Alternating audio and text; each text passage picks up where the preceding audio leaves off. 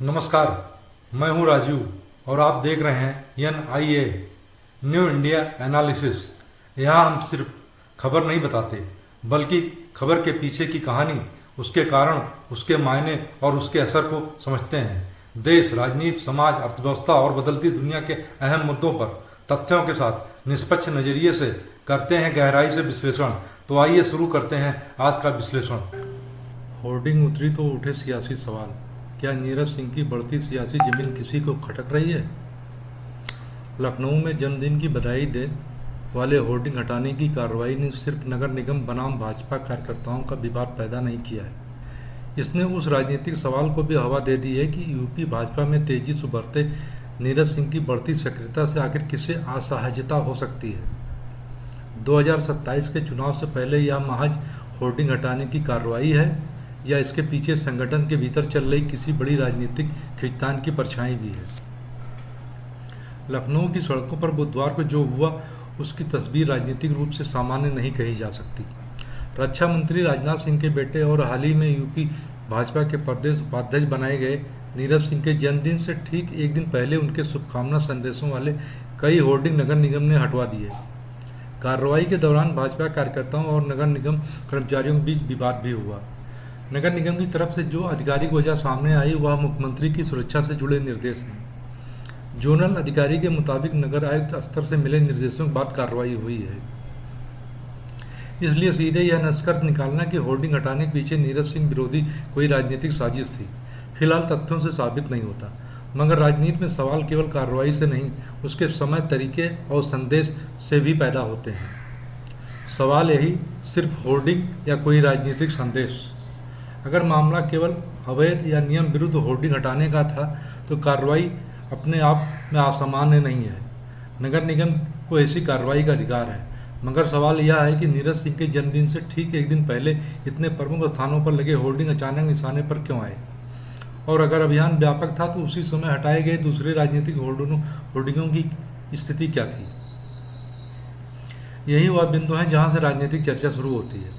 भाजपा कार्यकर्ताओं का आरोप है कि नीरज सिंह जुड़े होर्डिंग को चुनिंदा तरीके से हटाया गया। दूसरी ओर नगर निगम का कहना है कि कार्रवाई निर्देशों के तहत हुई है, अर्थात अभी दो नैरेटिव आमने सामने हैं, प्रशासनिक कार्रवाई बनाम राजनीतिक संदेश। नीरज सिंह की एंट्री ने बदला समीकरण। इस पूरे विवाद को समझने के लिए नीरज सिंह की हालिया राजनीतिक तरक्की को देखना जरूरी है। जून 2026 में भाजपा ने उत्तर प्रदेश संगठन की नई टीम घोषित की और नीरज सिंह को प्रदेश उपाध्यक्ष बनाया। यह नियुक्ति 2027 के विधानसभा चुनाव से पहले हुई संगठनात्मक कवायद का हिस्सा है। नीरज सिंह के समर्थक उनकी राजनीति को सिर्फ राजनाथ सिंह के बेटे की पहचान तक सीमित नहीं मानते। उनके बारे में दावा किया गया है कि उन्होंने लंबे समय तक संगठन में जमीनी स्तर पर काम किया और बूथ से लेकर विभिन्न सामाजिक संगठनात्मक गतिविधियों में सक्रिय रहे हैं।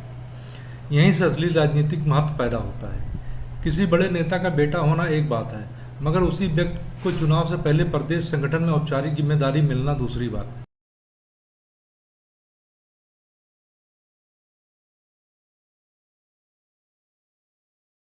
प्रदेश उपाध्यक्ष की जिम्मेदारी का अर्थ है कि अब नीरज सिंह की राजनीतिक गतिविधियां केवल लखनऊ तक सीमित रहने की संभावना नहीं है। तो फिर कौन हो सकता है असहज? यही सबसे बड़ा सवाल है। अगर नीरज सिंह की राजनीतिक सक्रियता बढ़ती है तो इससे राजनीतिक रूप से असहज कौन हो सकता है? इसका जवाब किसी एक नाम में तलाशना जल्दबाजी होगी, बल्कि संभावित रूप से तीन तरह के राजनीतिक हित यहाँ टकरा सकते हैं। पहला, स्थानीय भाजपा की राजनीति में जगह तलाशने वाले नेता। लखनऊ भाजपा की राजनीति में लंबे समय से कई नेताओं, पदाधिकारियों और स्थानीय प्रभावशाली चेहरों की अपनी अपनी जमीन रही है। नीरज सिंह के प्रदेश संगठन में आने के बाद उनकी सक्रियता बढ़ती है तो स्वाभाविक रूप से स्थानीय राजनीतिक शक्ति संतुलन बदल सकता है। जो नेता वर्षों से किसी इलाके, संगठन या कार्यकर्ता नेटवर्क पर प्रभाव रखते हैं, उनके लिए किसी नए ताकतवर केंद्र का उभरना सहज भी नहीं हो सकता। दूसरा, 2027 में टिकट और प्रभाव की राजनीति।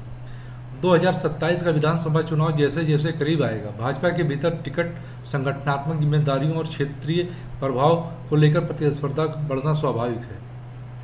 प्रदेश उपाध्यक्ष की भूमिका में नीरज सिंह की सक्रियता बढ़ती है तो उनके पास संगठन के भीतर पहुंच और राजनीतिक दृश्यता दोनों बढ़ेंगे। और राजनीति में दृश्यता अपने साथ सवाल भी लाती है। क्या नीरज सिंह भविष्य में सिर्फ संगठन के पदाधिकारी रहेंगे या लखनऊ और आसपास की राजनीति में बड़ा चेहरा बनेंगे? यही संभावना कुछ मौजूदा राजनीतिक समीकरणों को असहज कर सकती है। तीसरा, राजनाथ सिंह की राजनीतिक विरासत का सवाल। सबसे संवेदनशील पहलू यही है, राजनाथ सिंह राष्ट्रीय राजनीति के बड़े नाम हैं और लखनऊ से लोकसभा सांसद हैं। उनके बड़े बेटे पंकज सिंह पहले से विधायक हैं।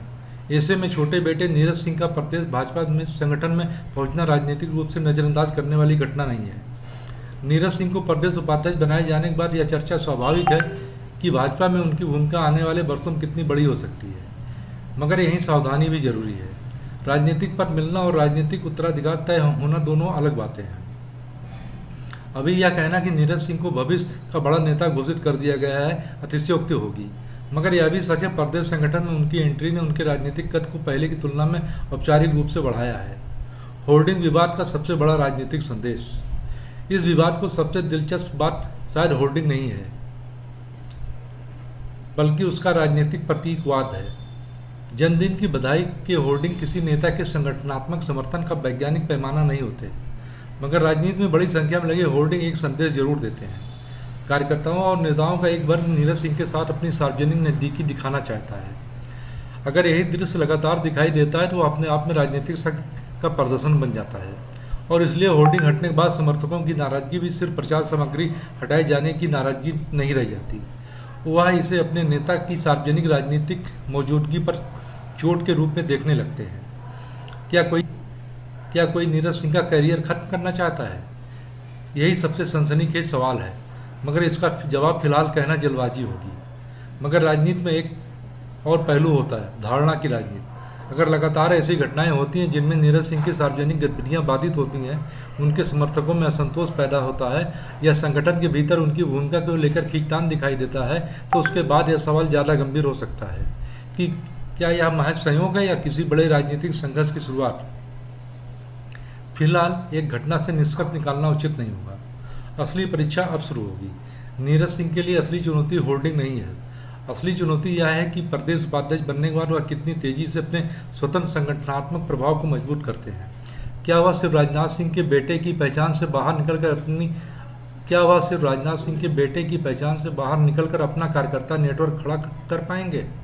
क्या प्रदेश के दूसरे जिलों में उनकी स्वीकार्यता बढ़ेगी? क्या पार्टी के अलग अलग गुटों और सामाजिक समीकरणों के बीच वो अपनी जगह बना पाएंगे?